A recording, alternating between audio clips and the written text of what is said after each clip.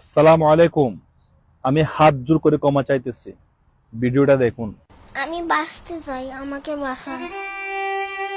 কেউ দেখতে আসলে এভাবেই কেঁদে কেঁদে বাঁচার আকুতি জানায় ব্লাড ক্যান্সারে আক্রান্ত শিশু ইরফান। শুয়ের মতন ঢুকে আর বের হয়, ঢুকে আর বের হয়। এই কষ্টটা আমি আর সহ্য করতে পারি না। ছোট্ট একটা বাচ্চার ব্লাড ক্যান্সার, আল্লাহ পাক কি তাকে ব্লাড ক্যান্সার দিয়ে দুনিয়াতে পাঠাইছে? সে ছোট বাচ্চা, সে ভুল করবে। তার মা বাবারা কি করতেছিল?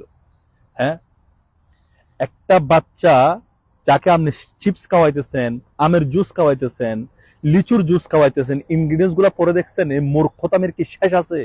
বাঙ্গাল এত মূর্খ গায়ে, লেখাপড়া করে খান এত মূর্খ, ইনগ্রিডিয়েন্টস গুলো একটু পরে দেখতে পারেন না? লিচি জুস, আমের জুস, এখানে আমের বংশ পর্যন্ত নেই, লিচির বংশ পর্যন্ত নেই। এই যে চিপস, এটা কি পরিমাণ এখানে পাম অয়েলের মধ্যে পোড়ানো হয় জানেন? কি পরিমাণ মশলা টেস্টিং চলো ওখানে দেওয়া হয় আপনি জানেন?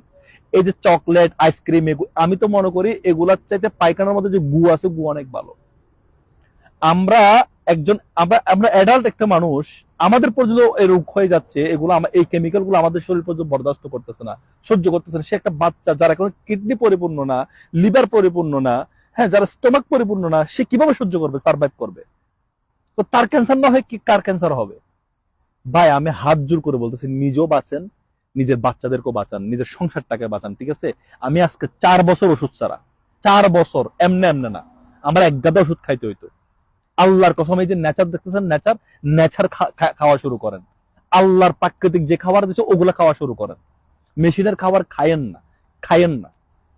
শুনলে ভালো আপনার জন্য, না শুনলে ভাই আপনার ফ্যামিলি নিয়ে আপনি রোডে এসে বসবেন, আর কোনো কিছু করার নেই। আসসালামু আলাইকুম।